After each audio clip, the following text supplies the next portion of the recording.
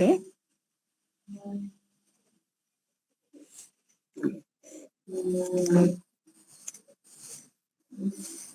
आइए हम सब मिलकर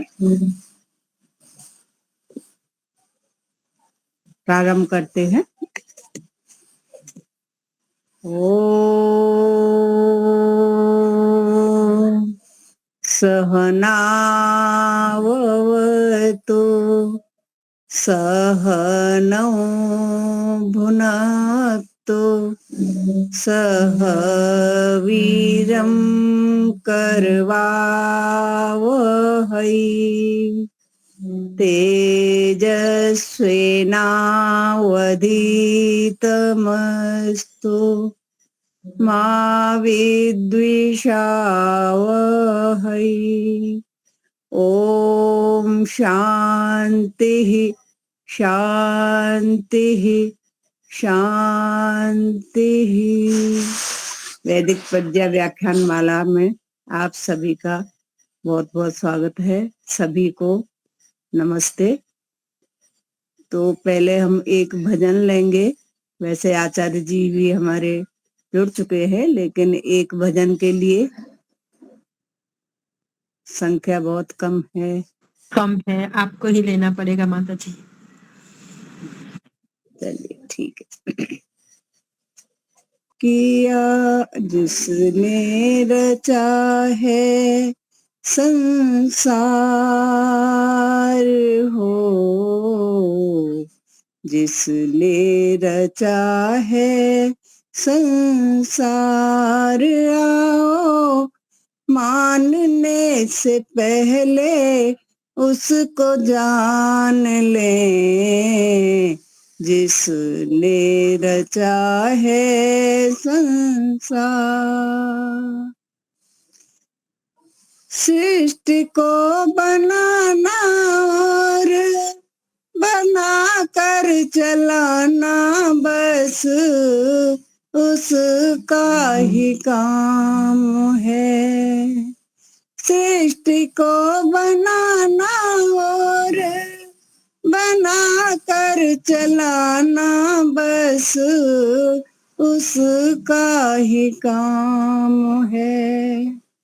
अवधि की समाप्ति पर सृष्टि को मिटाना बस उसका ही काम है।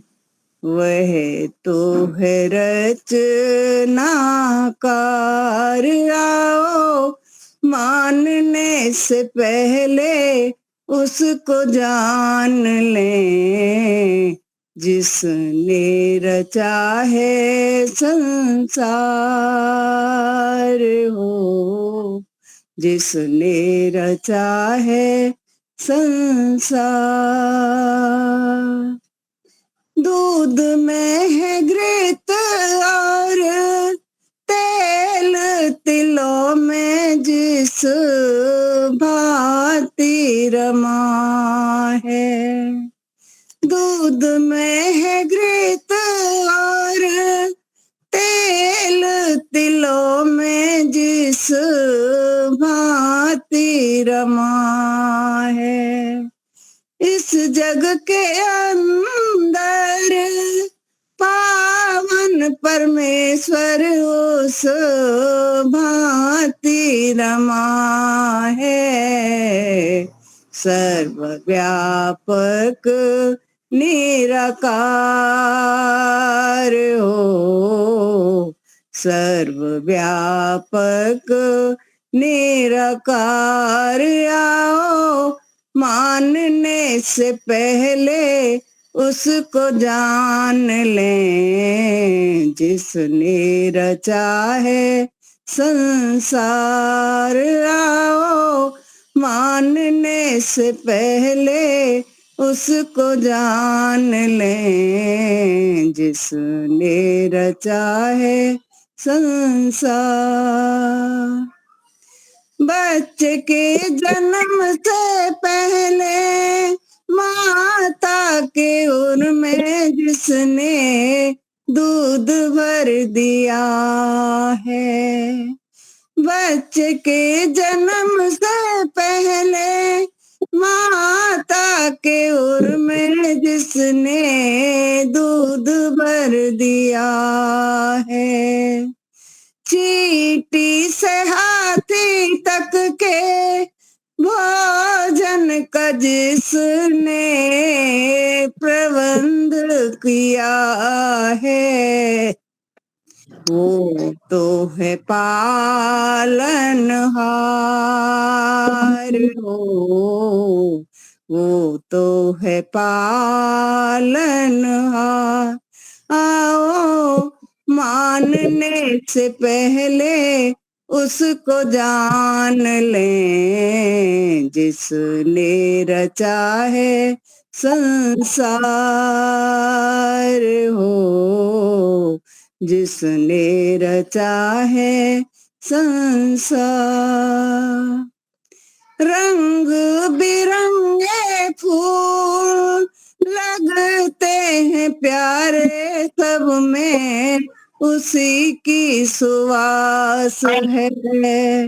रंग बिरंगे फूल लगते हैं प्यारे, सब में उसी की सुवास है। चांद और सूरज चमकते सितारे, सब में उसी का प्रकाश है। जग से मिटाया अंधकार हो, जग से मिटाया अंधकार। आओ मानने से पहले उसको जान लें, जिसने रचा है संसार हो, जिसने रचा है संसार। आओ मानने से पहले उसको जान लें, जिसने रचा है संसार हो, जिसने रचा है संसार। बहुत अच्छा गाते हो माता जी। अभी मैंने दूसरा कोई तैयार निकाल के नहीं रखा था, अब जो याद था वो तुरंत मैं वही गा दिया, कोई था नहीं तो। हाँ, पर बहुत भाव इसमें प्रकट हो रहे हैं, बहुत अच्छा भाव प्रकट हो रहा है। बड़े भाव और राग से गाया। चलो अच्छा लगा, सुनना अच्छा लगा। तो हमारे आचार्य शैलेंद्र जी को मैं निमंत्रित करता हूँ, प्रारंभ करें आचार्य जी। हम सब लोग, मेरी आवाज ठीक ठाक है? ओम नमस्ते। हाँ, ठीक है। जी, आवाज ठीक है ना माता जी? हाँ जी, हाँ जी, ठीक है आवाज। ठीक है। हम सब लोग अपने स्थान पर परमपिता परमात्मा का निज नाम ओम नाम भावना के साथ सर्वरक्षक सर्वद्रष्टा सर्वविद सर्वकालिक में हमारी वो रक्षा कर रहे हैं। इस भाव के साथ ओम का उच्चारण।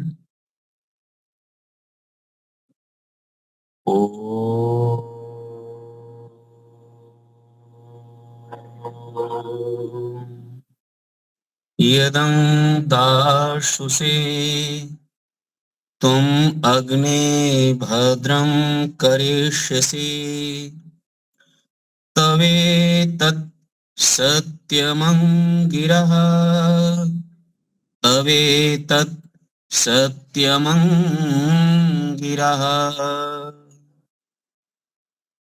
उपस्थित श्रद्धेय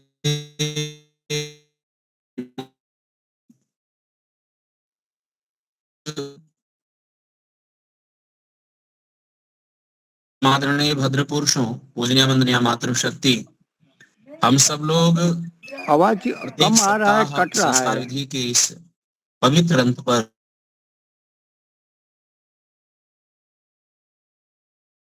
जो हम सब आर्यों का एक मानव निर्माण के लिए जो ऋषि ने ग्रंथ दिया, एक ग्रंथ है प्रमुख ग्रंथों में से। तो प्रत्येक सप्ताह की श्रृंखला में इस सप्ताह भी हम सब लोग जो वानप्रस्थ संस्कार है उसके संदर्भ में, उसकी भूमिका में थोड़ी बातें हम लोग पिछले सप्ताह किए थे। हम देखेंगे अपना जो सनातन संस्कृति है, जो हमारी वैदिक परंपरा है और ऋषियों के द्वारा जो बनाई गई व्यवस्था है, उसमें दो दृष्टि प्राप्त होती है। एक दृष्टि है भोग मार्ग की और दूसरी दृष्टि है त्याग मार्ग की। शास्त्र में इसे प्रेय और श्रेय कहा है, अभ्युदय और निःश्रेयस कहा है।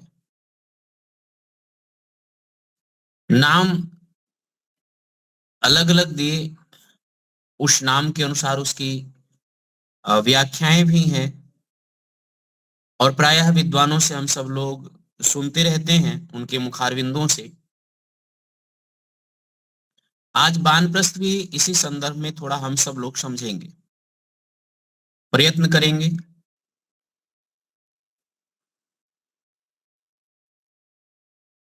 तो मानव जीवन के दो शाश्वत मार्ग हैं और बड़ी गहराई से दृष्टि कर डालें तो ये मुझे स्पष्ट होता है कि मनुष्य सदा से दो परस्पर विरोधी बातों को, दो विरोधी भावों को, दो विरोधी सिद्धांतों को जीवन जीना प्रारंभ करता है या जीता है। एक धर्म के मार्ग पर होगा तो दूसरा अधर्म के मार्ग पर, एक सत्यवादी होगा तो दूसरा असत्यवादी होगा, एक त्यागवादी होगा एक भोगवादी होगा, और इसी प्रकार से पक्ष विपक्ष होगा। लेकिन इनके बीच में जो सिद्धांत स्थापित होता है वो महत्वपूर्ण होता है, उसको समझने जैसा होता है।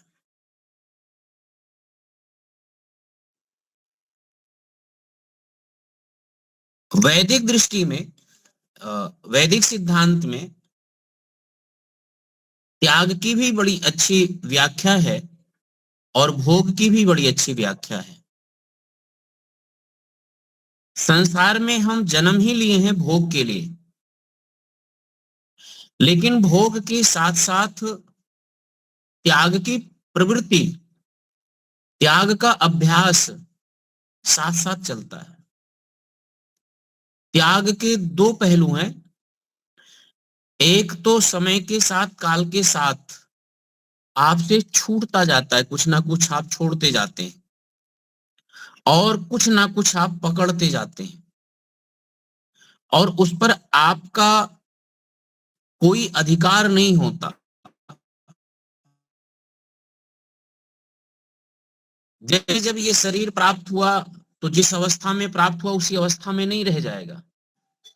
इसका जब प्राप्त हुआ वहां से विकास होते होते होते एक समय विकास की स्थिरता दिखते दिखते फिर ह्रास की ओर चले जाते हैं, वो आपके अधिकार में नहीं है। संबंधों में भी धीरे धीरे धीरे धीरे विकास होगा, फिर संबंध भी धीरे धीरे ह्रास होता है। जब आप पैदा होते हैं तो आपके साथ जुड़ने वालों लोगों की संख्या होती है, जब युवा होते हैं तो और भी संख्या जुड़ जाती है, विवाह होता है तो एक पूरा संबंध और जुड़ जाता है। तो ये जो आपसे कुछ जुड़ता है, कुछ छूटता है, फिर धीरे धीरे कुछ छूटता है, एक बार सब कुछ छूट जाता है। इस पर बड़ी गहन चिंतन करिए, विचार करिए, एकांत में बैठ करके विचार करिए कि जिसे हमने कभी छोड़ना नहीं चाहा वो भी छूट गया और जिसे हम छोड़ना चाहते हैं वो छूट नहीं रहा है। इन सबके बीच में ये द्वंद्वात्मक विचार क्यों चलते हैं? देखिएगा, इसी जीवन दर्शन को समझने के लिए वानप्रस्थ की आवश्यकता है। इसी जीवन दर्शन को समझने के लिए वानप्रस्थ की आवश्यकता है। और यदि इसमें आप बुद्धि पूर्वक त्याग और भोग की प्रवृत्ति आपने कर लिया, विवेकपूर्ण आप संसार का भोग करना आप जान गए और विवेकपूर्ण संसार को छोड़ना आप जान गए, तो ये जीवन सार्थक है। जो आत्मा का लक्ष्य है, मुख्य लक्ष्य है, प्रयोजन है, उसकी सिद्धि की ओर आप बढ़ जाएंगे। यही वैदिक दर्शन है। नहीं तो ऐसे उलझ जाता है व्यक्ति सांसारिक इस भाग दौड़ की जीवन में, चकाचौंध के जीवन में, घर गृहस्थी की चक्की में फंस जाता है। और छूटता तो जरूर है, ऐसा तो है नहीं कि नहीं छूटेगा, छूटेगा। ऋषि कह रहे हैं कि छूटना तो है ही है, एक दिन काल के साथ छूट जाएगा, लेकिन आप छोड़ना सीख लीजिए। आप विवेकपूर्ण छोड़ना जान जाइए, इससे ऊपर उठना समझ जाइए। तो आप देखें कि और आचार्यों की परंपरा, महात्मा बुद्ध ने एक मत स्थापित किया, एक विचार स्थापित किया। आज उनके बहुत अनुयायी हैं और वो संबंध को, कुटुंब को, परिवार को छोड़ करके और एक वस्त्र, विशेष प्रकार के एक वस्त्र जो सन्यासियों का वस्त्र होता है, उसको धारण करके जीवन जीते हुए दिखाई देंगे। जो महात्मा बुद्ध ने करुणा का सिद्धांत दिया, मुदिता का सिद्धांत दिया, अहिंसा का सिद्धांत दिया, उन लोगों ने अपने घरों को छोड़ा, भिक्षु और भिक्षुणियां निकली, उन्होंने संसार में त्याग का बहुत बड़ा उपदेश दिया। आचार्य शंकर ने बहुत बड़ा सूत्र के साथ इसी मत को, इसी सिद्धांत को स्थापित किया कि ब्रह्म सत्यम जगन मिथ्या का घोष किया कि जो जहां आप लोग संसार में पड़े हैं वो तो मिथ्या है और ब्रह्म ही सत्य है, उधर लगा दिया।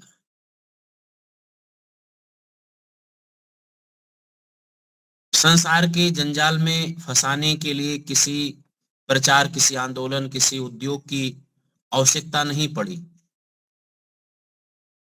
लेकिन मनुष्य की स्वाभाविक प्रवृत्ति ही उसे भोग, संग्रह और आसक्ति की ओर घसीटती चली गई। लोग अलग अलग बहुत ऊंचा ऊंचा त्याग का उपदेश दिया, लेकिन वो हो नहीं पाया। जैनियों ने भी त्याग का बहुत बड़ा उपदेश दिया, संसार छोड़ो, जंगल में आओ, और लोग प्रयोग करते ही हैं। शरीर में बहुत हठ का प्रयोग करते हैं लोग, और हठ योग का प्रयोग किए बहुत सारे लोग। त्याग को, जिन लोगों ने त्याग के सिद्धांत को सिर्फ अपनाया, उनको देख सकते हैं, और या तो उनको देख सकते हैं जिन्होंने भोग को अपनाया। ये तो भोगने पर मनुष्य आता है तो इतना भोगी हो जाता है कि जिसका कोई हद नहीं, त्याग पर आता है तो इतना त्याग दे देता। तो ये दोनों जो द्वंद्वात्मक जो आप देखेंगे प्रवाह, इसमें वैदिक दर्शन क्या कहता है, क्या होना चाहिए? क्या बौद्धों जैसा त्याग होना चाहिए, या जैनियों जैसा त्याग होना चाहिए सब कुछ? अथवा एक तरफ जो भोगवादी दुनिया है उसी तरफ भोग में ही संलिप्त होना चाहिए? क्या होना चाहिए हम लोगों को, किस प्रवृत्ति पर? इस पर वैदिक दर्शन क्या है? तो उस पर ये देखिए, इसके लिए आपको वानप्रस्थ जो अवस्था है वो अवस्था समझ में आएगा। इसको समझने के लिए वर्षों लग जाएंगे। शब्द और व्याख्यान तो आप सुनते रहेंगे, लेकिन अपने जीवन में इसको उतारने के लिए, भोग और त्याग को उतारने के लिए और ईश्वर की प्राप्ति करने के लिए इसको वर्षों लगते हैं।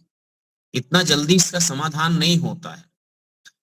फिर भी हमें दृष्टि तो प्राप्त होती है। ऋषि दयानंद हमें दृष्टि देते हैं, भोग और त्याग के बीच एक दृष्टि देते हैं, और वास्तविक भोग क्या है, वास्तविक त्याग क्या है, इसकी एक दृष्टि हमें प्राप्त होती है। और उसमें हम जो है अपना आध्यात्मिक उत्थान करते हैं, आध्यात्मिक उन्नति करते हैं, उसी ऋषि दयानंद की दृष्टि से। तो जिन लोगों ने केवल एक पक्ष का ज्ञान दिया ना, एक पक्ष का, एक पक्षीय होकर के, या तो त्याग का दिया या तो भोग का दिया, जैसे ओशो ने दिया तो पूरा भोग ही दे दिया, पूरा भोग का सिद्धांत रख दिया। तो इन लोगों के जब लोग पीछे चले ना, तो गिन चुन करके लोग चले, गिने चुने लोग चले।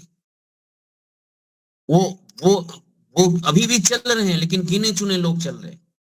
आचार्य शंकर को मानने वाले लोग कितने सन्यासी बना रहे हैं अपने बच्चों को। जैन के सिद्धांत को मानने वाले लोग अपने बच्चों, कितने बच्चों को अपने जो है वो मुनि बना रहे हैं। वहां भी ऐसे देख लीजिए। या बौद्ध को मानने वाले अपने बच्चों को कितना भिक्षुक बना रहे हैं, ये प्रश्न वहां भी। क्यों? क्योंकि जो नैसर्गिक है, जो प्राकृतिक है, जो होना चाहिए, वो सिद्धांत नहीं, या तो त्याग का ही सिद्धांत रखा और या तो उन्होंने भोग का सिद्धांत रख दिया। तो ये स्वीकार्य नहीं हो पाया और लोग स्वीकार भी नहीं कर पाएंगे। लेकिन कितना सुंदर है ऋषि के दोनों चीजें, कि उसमें हम आनंदित हो जाते हैं, हमारी एक दृष्टि मिल जाती है कि योग्यता हो तो ब्रह्मचर्य के बाद आप संन्यास जा सकते हैं, और वो बहुत बड़ी उपलब्धि है त्याग की। अथवा आप गृहस्थ से होते हुए, वानप्रस्थ से होते हुए, इस क्रम से आप आगे त्याग की ओर बढ़िए। भोग के साथ इसको गलत अर्थ में ना लेकर के हमें सही अर्थ में लेना होगा। उपभोग, सदभोग आप रख लीजिए। संसार में हम आए हैं तो संसार में भोगने की कला आपको प्राप्त होनी चाहिए, और इसलिए कला भोगने के लिए, संसार को भोग प्राप्त करने के लिए दो हैं, अपरिग्रह और परिग्रह।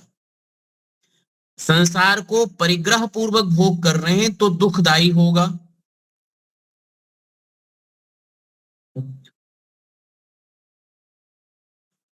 संसार में परिग्रह पूर्वक यदि आप भोग कर रहे हैं तो संसार दुखदायी बनेगा आपके लिए।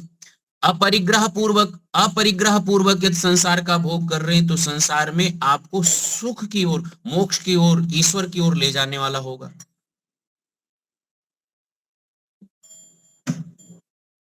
प्रायः क्या है कि लोग इस बात को भूल जाते हैं कि हमें संसार का भोग किस प्रकार से करना है। देखिए, वेद का उपदेश है, तेन तक्तेन भुंजिथा। कितना सुंदर उपदेश है। भोग करना है, कैसे करना है? ये वेद बीज रूप में मंत्र दे रहा है। इसका चिंतन आप पूरा वर्ष करते रहिए, व्यवहार में इस बात का, इस सूत्र का आचरण में उतारने के लिए पूरा निरंतर करते रहे। आप जितना चाहे उतना करते रहे, और लंबे समय तक, लंबे काल तक आप इसका कर सकते हैं। और ये त्याग और भोग को दोनों समझना है ना, तो यह भी समझना है, मां गृधा कस्वित धनम। उस जहां पर तेन तक तेन भुंजिथा की पंक्ति पढ़ते हैं, उसके आगे की पंक्ति यही बात है, आगे की भावना यही है।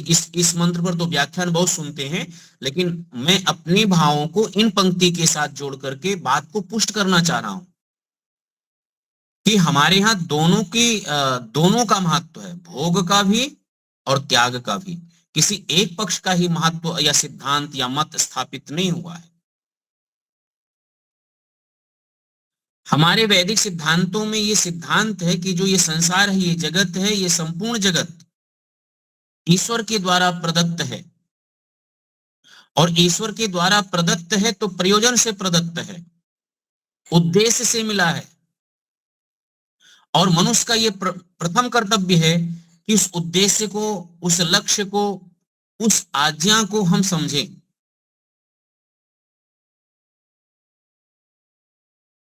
देखिए, आज्ञा क्या है? भक्ति विशेष। भक्ति विशेष क्या है?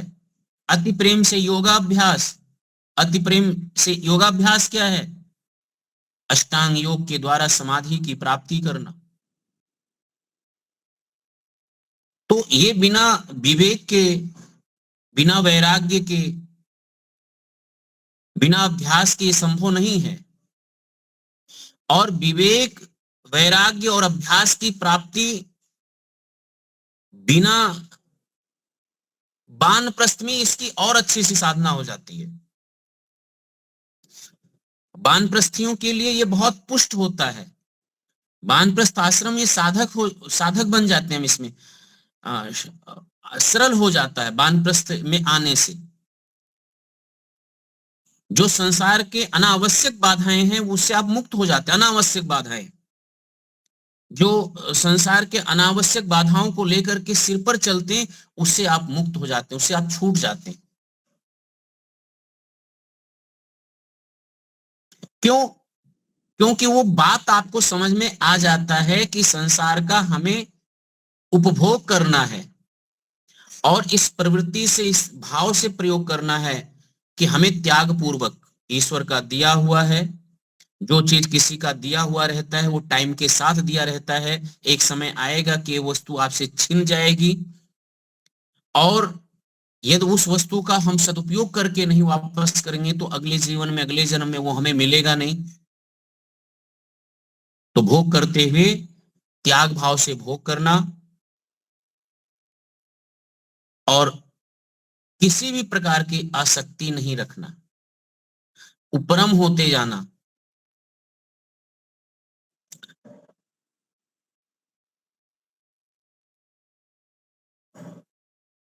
यदि आप किसी वस्तु को आसक्ति पूर्वक भोग करते हैं तो उसका परिणाम दुखद होता है,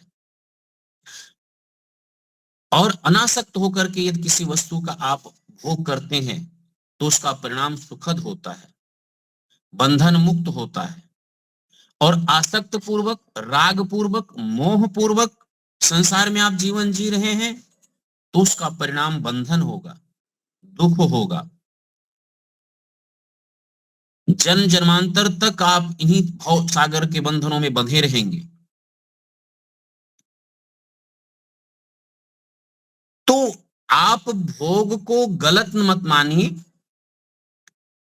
भोग वो भोग है जो भोगने की कला आनी चाहिए, और वो कला ऋषि दयानंद की दृष्टि से हमें प्राप्त होता है। संसार को भोगने की जो कला है वो ऋषि दयानंद की दृष्टि से हमें प्राप्त होता है। अन्य की दृष्टियों में मुझे नहीं पता, लेकिन ऋषि दयानंद हमें दृष्टि देते हैं कि संसार का भोग हमें कैसे करना है, हमें कितना संग्रह रखना है, कितना अपरिग्रह करना है।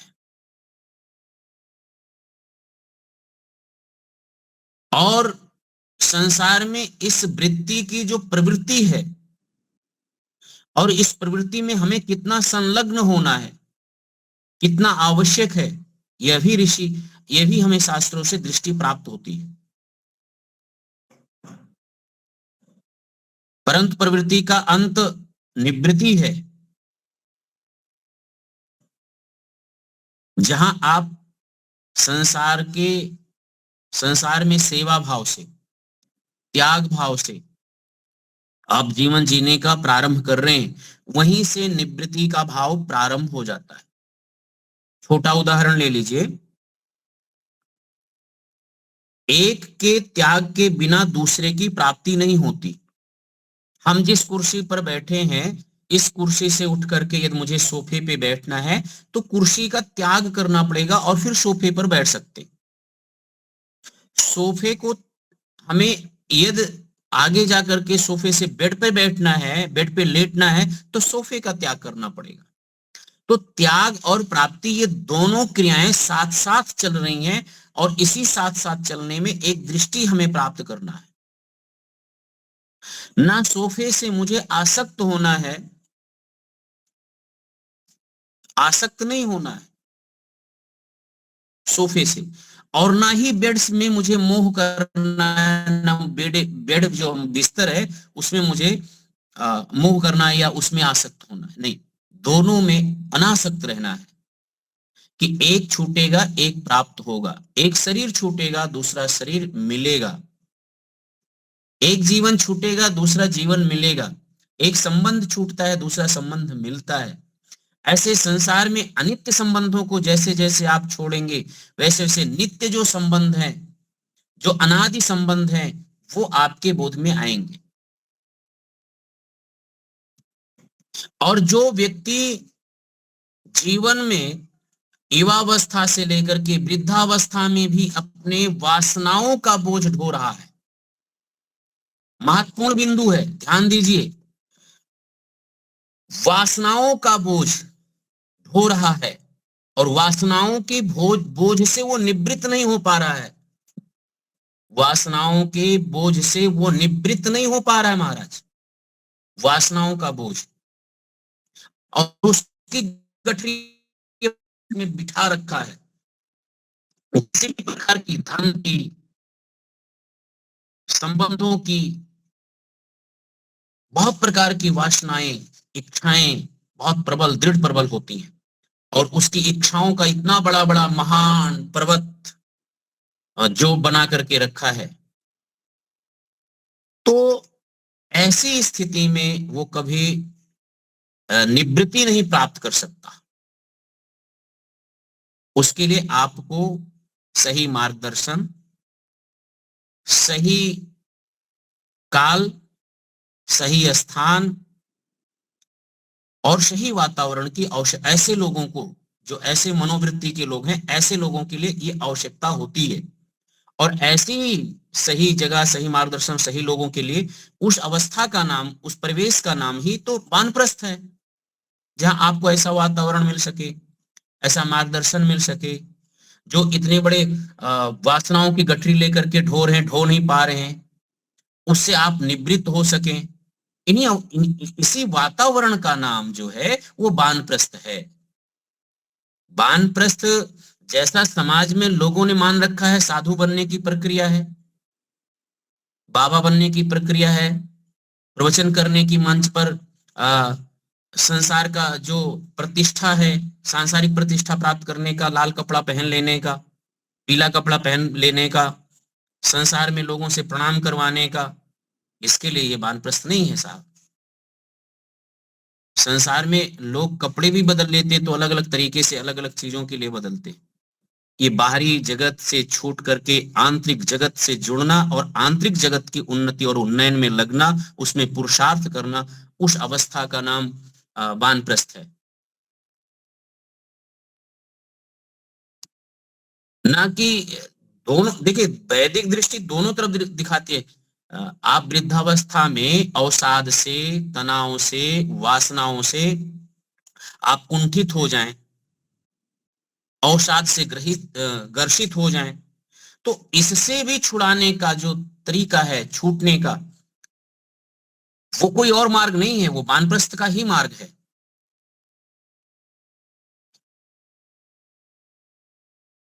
तो जब मनुष्य भोग से हो करके, संसार से हो करके, और इस संसार की नश्वरता का अनुभव कर लेता है, अनित्यता का अनुभव कर लेता है, संसार में दुख का अनुभव कर लेता है, परिणाम, ताप, संस्कार आदि ये जो दुख हैं, इनका जो अनुभव करने लगता है कि हर वस्तु, सांसारिक वस्तु 4 प्रकार के दुख से संलिप्त है, अनुभव करने लगता है,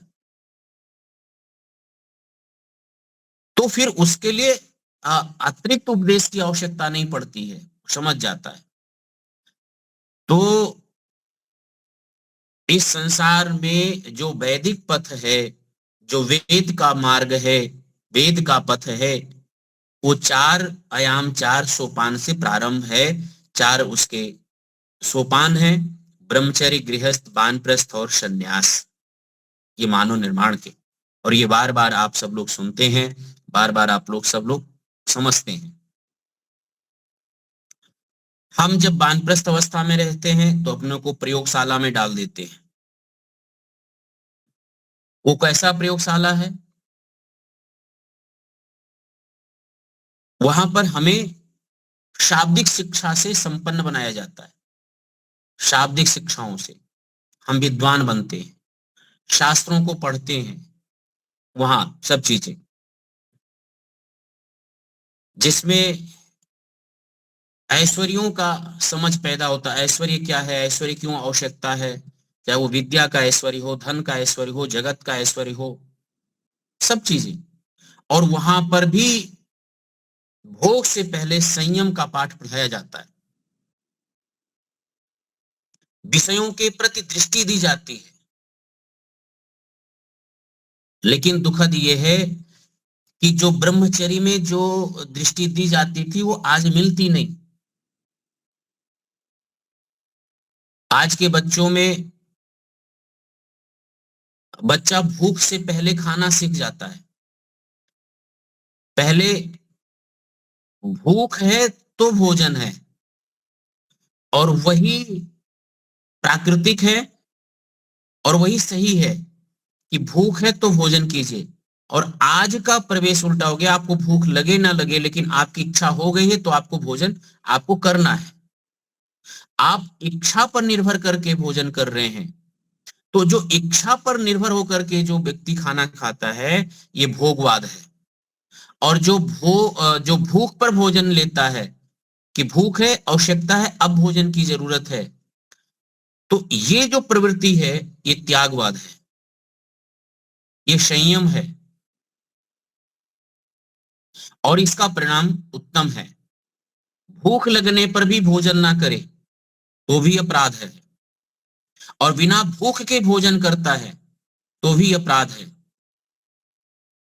दोनों स्थिति में, भूख लगा और भोजन नहीं किया तो भी, और बिना भूख के किया तो भी। तो इस बीच में ऋषि हमें हर पहलू पर इस व्यवस्था को उन्होंने देखा, समझा, दर्शन दिया और दृष्टि दी। जीवन में उत्साह फूका है। जब व्यक्ति जैसा होना चाहिए वैसा कर रहा है तो जीवन में उत्साह होता है, और जब व्यक्ति जैसा होना नहीं चाहिए वैसा करता है तो जीवन में निरुत्साह होता है। जो लोग समय से वानप्रस्थ की ओर अपने मन से, अपने संकल्प से प्रारंभ कर देते हैं, उनके जीवन में उत्साह से वो वृद्धावस्था में भर जाते हैं। और जो इस वानप्रस्थ की अवस्था में भी जानते हैं, उनको समझ में भी आ गया, संसार की नश्वरता भी आ गई और पड़े रहते हैं, तो धीरे धीरे धीरे धीरे उनके जीवन में निरुत्साह हो जाता है, वो निराशावादी हो जाते हैं, वो कुंठे में रहते हैं। तो ये महत्वपूर्ण बात है कि हम सब लोग जैसा होना चाहिए यदि वैसा करते हैं तो उत्साह, आनंद, ज्ञान, प्रेरणा, बहुत सारी चीजें हमें, जो आंतरिक दैविक संपदाएं हैं, भीतर की दैविक संपदाएं हैं, उससे हम संपन्न बनते हैं। और जैसा होना चाहिए तो वैसा नहीं करते हैं तो भीतरी जो दैविक संपदाएं होती हैं वो धीरे धीरे क्षीण होती जाती हैं। उसका उत्साह, प्रेरणा, आनंद, सकारात्मकता, ये सब क्षीण होती है, और फिर व्यक्ति अवसाद में चला जाता है, कुंठा में चला जाता है, क्रोध, भय, सब चिंताग्रस्त, भय मुक्त, ऐसे भय से ग्रसित हो जाता है व्यक्ति। तो गृहस्थ में रहते हुए जब वानप्रस्थ लेता है तो जो ब्रह्मचर्य आश्रम में जिस जीवन को जिया है, जैसे गुरुकुल में जिया है, वैसे फिर गुरुकुलीय जीवन वो वानप्रस्थ में आ जावे। और वहां उसने शाब्दिक सीखा था, शास्त्रों को पढ़ा था, अब उसको ये क्रियान्वित यहाँ विशेष अभ्यास में लगा हुआ है, विशेष अभ्यास की प्राप्ति वो कर रहा है।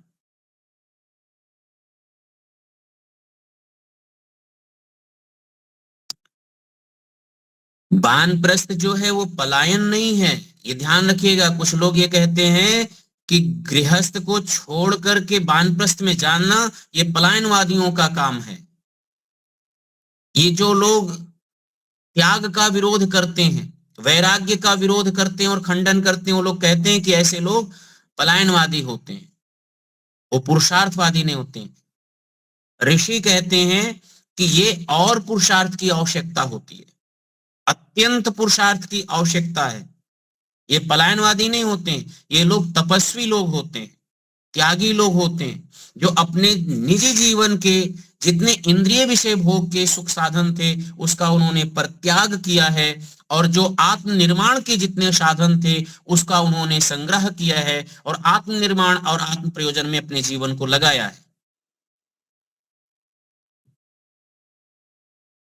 जो विषयों को भोग करके ऊपर उठना चाहते हैं अथवा विषयों में ही लगे रहना चाहते हैं, उनके जीवन में कोई विशेषता नहीं होगी। परंतु जिन्होंने विषयों को भोग करके, संसार को भोग करके उपरम हो गए, उनके जीवन की विशेषता दिखाई देती है और उनके जीवन में विशेषता हमें मिलेगी। उनके जीवन में एक शक्ति का संचार दिखेगा, एक उत्साह का संचार दिखेगा, एक प्रेरणा का संचार दिखेगा। वो शुभ कार्यों में लगे हुए दिखेंगे।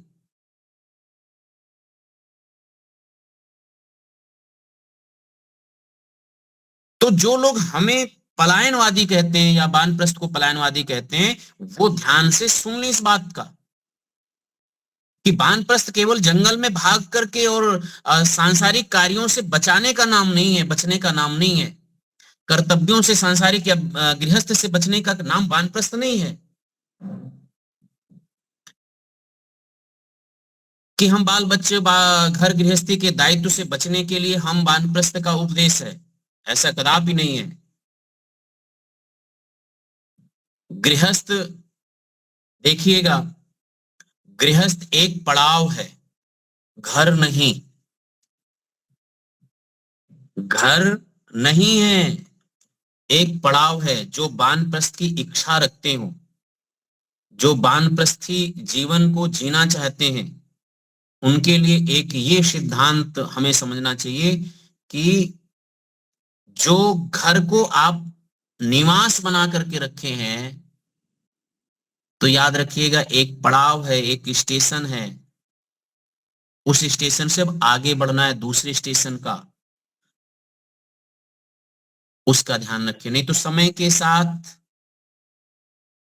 काल का दंड मिलेगा और वो पड़ाव जो है वो छूटेगा, छोड़ना पड़ेगा आपको। अथवा विवेक से छोड़ दीजिए अथवा काल के दंड से छोड़ दीजिए।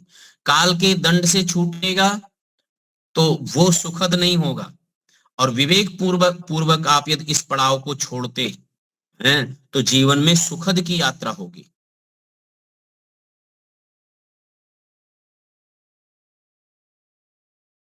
यदि वहीं पड़े रहेंगे तो घर गृहस्थी में संघर्ष दिखेगा और वो भीभत्स रूप का संघर्ष दिखेगा। वहां पर आपको बाप बेटे का, सास बहू का, पुत्र पौत्रों की आपस में द्वंद्व दिखेगा, द्वंद्व और वैचारिक द्वंद्व दिखेगा। इसलिए इस प्रवृत्ति से निवृत्ति का एक स्थिति को प्राप्त करने के लिए वानप्रस्थ के जो दर्शन है, वानप्रस्थ के जो सिद्धांत है, जो मूलभूत सिद्धांत है, उसे हमें स्वीकार करना होगा और अपनाना होगा।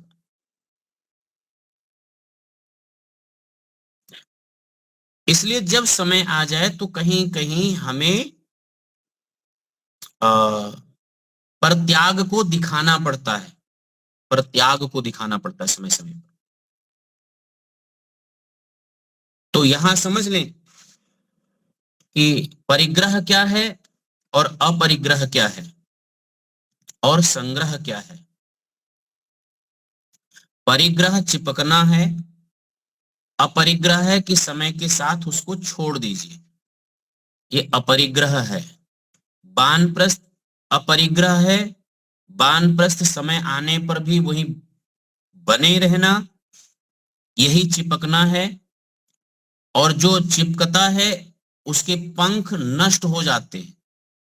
दो पंख ईश्वर ने उड़ने के लिए दिया है, ज्ञान रूपी पंख और कर्म रूपी पंख, ये दो पंख, और दोनों पंखों का प्रयोग करिए।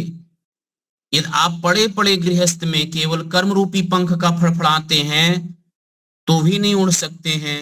दोनों के पंख समय रहते, और जैसा समय संकेत करता है, जैसा शास्त्र आदेश देता है, जैसा ऋषि आपको आदेश देते हैं, वो दोनों पंख लगा करके उड़िए।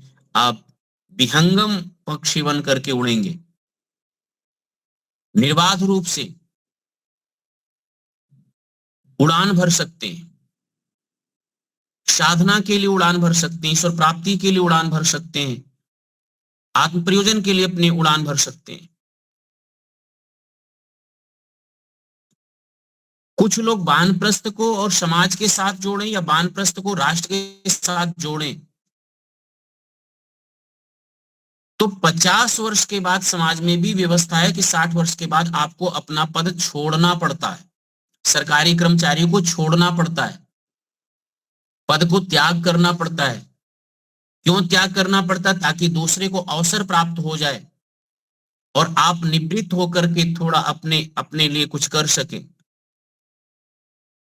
युवाओं को अवसर प्राप्त हो जाए। तो कभी गृहस्थ में दूसरे को अवसर देना, वानप्रस्थ में आना, यह सब एक नैसर्गिक है, प्राकृतिक है, मनोवैज्ञानिक है, मानवीय नेचर पर, मानवीय जो नेचर है, मानवीय जो स्वभाव है उस पर आधारित है। स्वभाव से विरुद्ध नहीं है, प्रकृति से विरुद्ध नहीं है, समाज से विरुद्ध नहीं है, समाज की मनोभावनाओं से विरुद्ध नहीं है, और इतना सिस्टमैटिक है, शिष्ट ये विचार है। फिर भी वानप्रस्थ में लोग स्वीकार नहीं करते, क्योंकि वो चिपके हुए हैं संग्रहों से, वासनाओं से, इंद्रिय शैथल्यता से। और ईश्वर में बड़ी बहुत महत्वपूर्ण चीज ये है कि वो ईश्वर में अविश्वास पैदा कर किए हैं। मेरा कौन होगा? अभी तक कौन हुआ? ईश्वर है या नहीं है? शाब्दिक रूप से सुनते आ रहे हैं, सुन रहे हैं, लेकिन अविश्वास हृदय में बिठा करके रखे हैं। ये जो है अविश्वास बिठा करके रखना, अपने को असुरक्षित। जब हम परमात्मा का नाम ही लेते हैं तो उसको पुकारते हैं कि वो सर्वरक्षक है, तो विश्वास क्यों नहीं करते? इस मूलभूत पर श्रद्धा क्यों नहीं रखते कि रक्षक तो वो हमारा है? तो यह केवल जो शास्त्रीय विचार है उसको केवल अध्यात्म की दृष्टि से नहीं देखा जाए, बल्कि और अन्य दृष्टि से विचार किया जाता है। सामाजिक दृष्टि से विचार करिए, राष्ट्रीय विचार करिए, राष्ट्र की दृष्टि से विचार करिए, मानव के स्वभाव की दृष्टि से विचार करिए, धर्म अधर्म की दृष्टि से विचार करिए, सत्य सत्य की दृष्टि से विचार करिए, उचित अनुचित की दृष्टि से विचार करिए, तो आपको मिलेगा कि हाँ, एक समय हमें निवृत्ति, एक समय हम था कि हम प्रवृत्त हुए थे गृहस्थ में, एक समय आ गया कि अब गृहस्थ से मुझे निवृत्त होना चाहिए।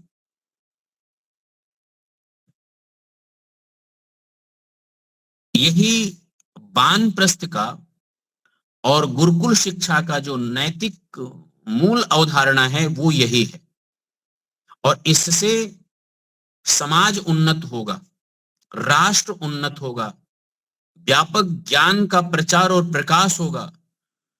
यदि जो अनुभवी लोग हैं, यदि समय से वानप्रस्थ लेकर के अपना समय समाज को और ईश्वर में दो जगह लगाते हैं, तो समाज ज्ञान के आलोक में आएगा, सत्य के आलोक में आएगा, धर्म के आलोक में आएगा। समाज में व्याप्त भ्रष्टता, व्याप्त अनाचार, दुराचार, व्यभिचार, उसमें कमी आएगी,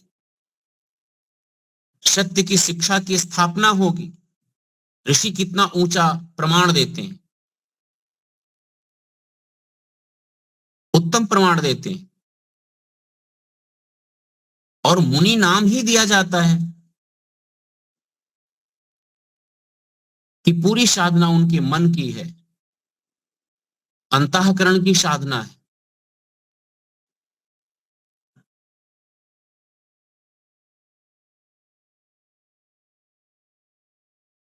तो महान भाव, हम जितना भी समझें कि हमारे जीवन में वानप्रस्थ की आवश्यकता क्यों है,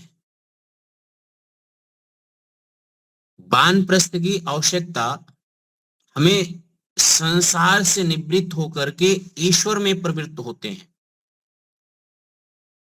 और ये संसार से निवृत्त होकर के ईश्वर में प्रवृत्त होना, ईश्वर में लगना, तो मोह को छूटना, शुद्ध प्रेम को जगाना, शुद्ध सत्य स्वरूप, सच्चित आनंद स्वरूप, शुद्ध आनंद स्वरूप से जुड़ना। यदि आप शुद्ध आनंद का अनुभव चाहते हैं, अखंड सुख का अनुभव चाहते हैं, जीवन के वास्तविक दर्शन का चाहते हैं, आत्म दर्शन का आप चाहते हैं, तो आप वानप्रस्थ में रह करके जो सांसारिक क्रियाकलाप है उससे मुक्त होकर के और सरलता से, सहजता से इस सब को प्राप्त कर सकते हैं। इस बात के लिए हमें वानप्रस्थ की आवश्यकता होती है। इस वानप्रस्थ में आकर के भी वस्त्र आदि पहन लिए और सब कुछ रख लिए, लेकिन वही वासनाएं, वही आसक्ति, वही सब चीजें हैं, तो फिर वहां कठिनाई होती है, समस्याएं होती हैं। और फिर मन से तो आप वैसे ही रखे रहें, तो मन से भी बदलने की एक प्रक्रिया है।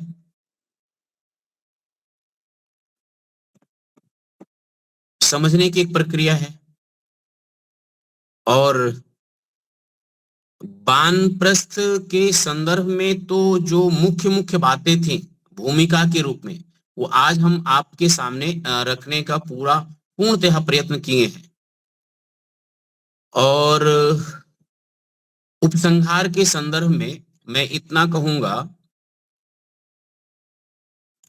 कि भोग करो पर बधो मत, भोग करो पर बधो मत, रखो रखो जितनी जरूरत है, वस्तुओं को उतनी रखो पर चिपकाओ मत, उसे चिपको मत।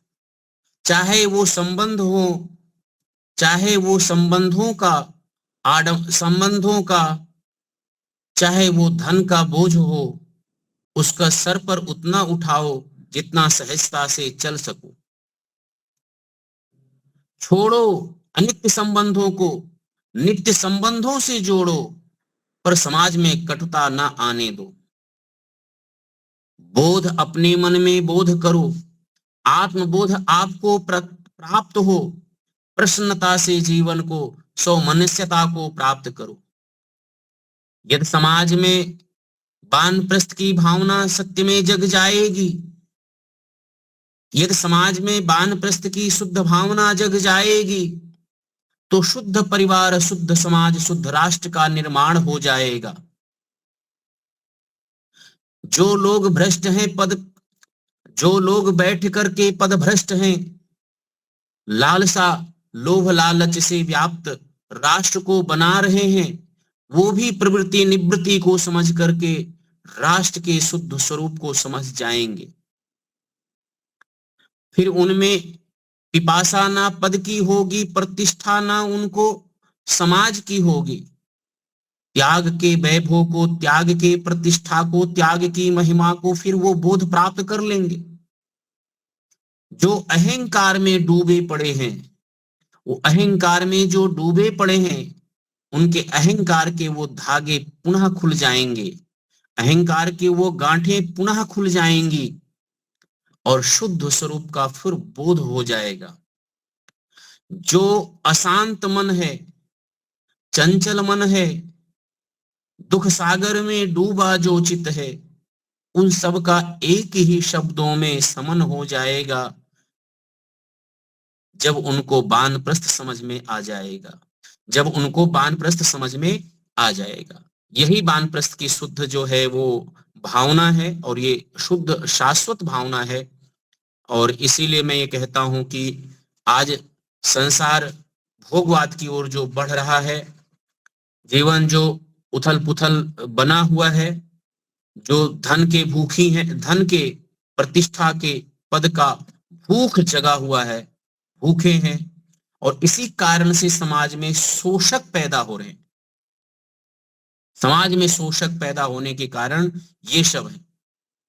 तो इस प्रकार के शोषक ना पैदा हो, समाज को नए आचार्य मिले, नए उपदेश मिले, वानप्रस्थी मिले, अनुभवी लोग मिले, जिससे समाज का, राष्ट्र का, घर और परिवार का जगह जगह जाकर के लोग मानव का निर्माण करके इनको शासक बनाया जा सके।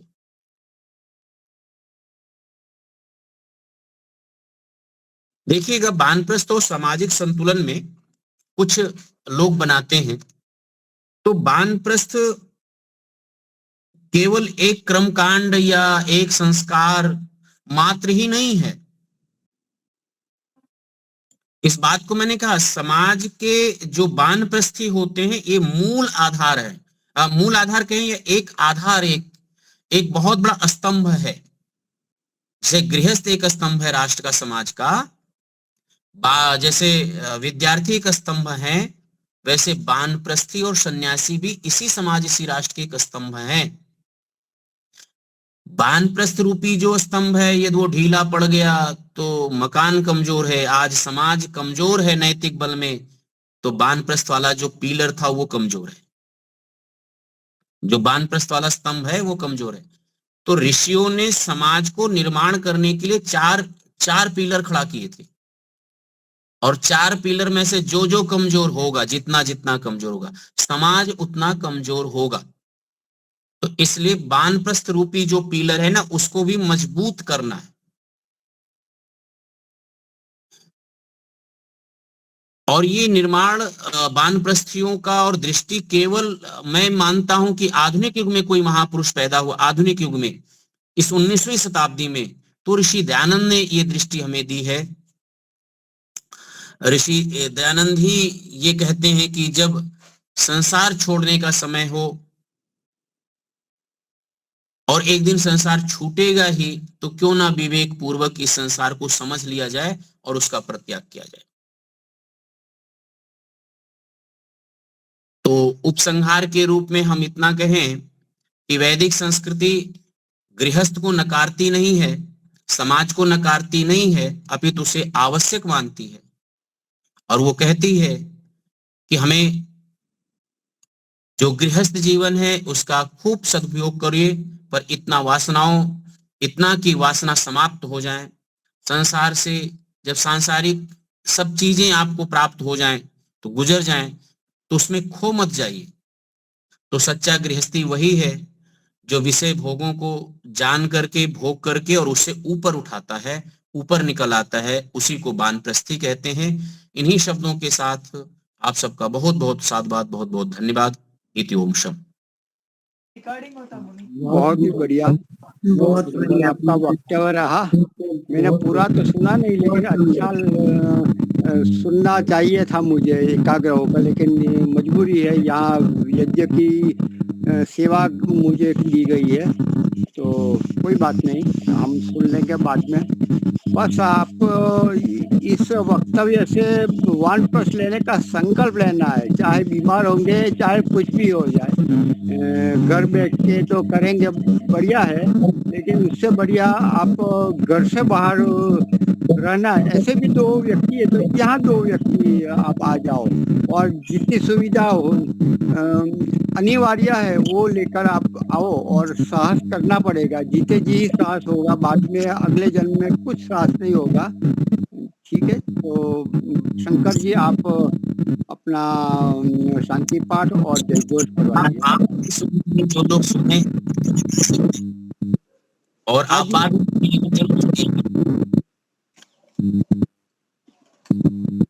आवाज कट रही है। आवाज नहीं आ रही है। हाँ जी, आवाज नहीं आ रही है। अब आवाज आ रही है? हाँ, अभी आपकी आ रही है। शंकर प्रसाद जी आ रही है। अच्छा, शांति पाठ, इसके बाद जय घोष। ओभ्यो शांति अंतरिक्षं शांति पृथ्वी शांतिरापः शांतिरोषधयः शांतिर वनस्पतयः शांतिर्विश्वे देवा शांतिर्ब्रह्म शांतिः सर्वं शांतिः शांतिरेव शांतिः सामा शांतिरेधि।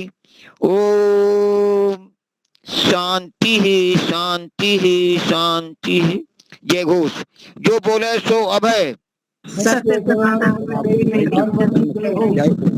मर्यादा पुरुषोत्तम भगवान राम की, जो विराज भगवान कृष्ण की, व्याकरण सूर्य गुरु विरजानंद की,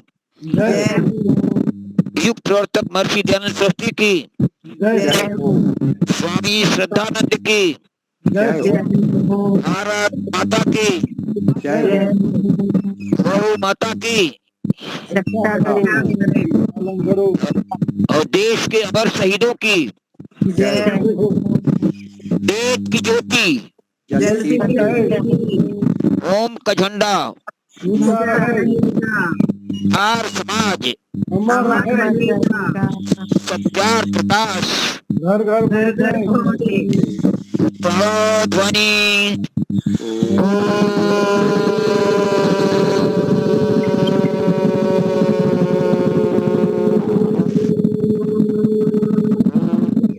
सबको सादर नमस्ते। कल हम प्रयास कर रहे हैं कि अपने सत्यनारायण कथा हो जाए, दूसरा तीसरा एपिसोड चलेगा। तो आचार्य जी से आज बात हुई थी, आज अनुकूलता नहीं थी और कल हम लाभ नहीं ले सके थे अपने बनारस से शैलेंद्र जी को, तो आज वो मिल गया। बहुत बहुत धन्यवाद। कल हम प्रयास करेंगे सत्यनारायण कथा, या तो फिर अपने निश्चित जो है श्रुति जी आदि, वो जो भी हो कल मालूम हो जाएगा। ठीक है, धन्यवाद। धन्यवाद। धन्यवाद सबका। धन्यवाद।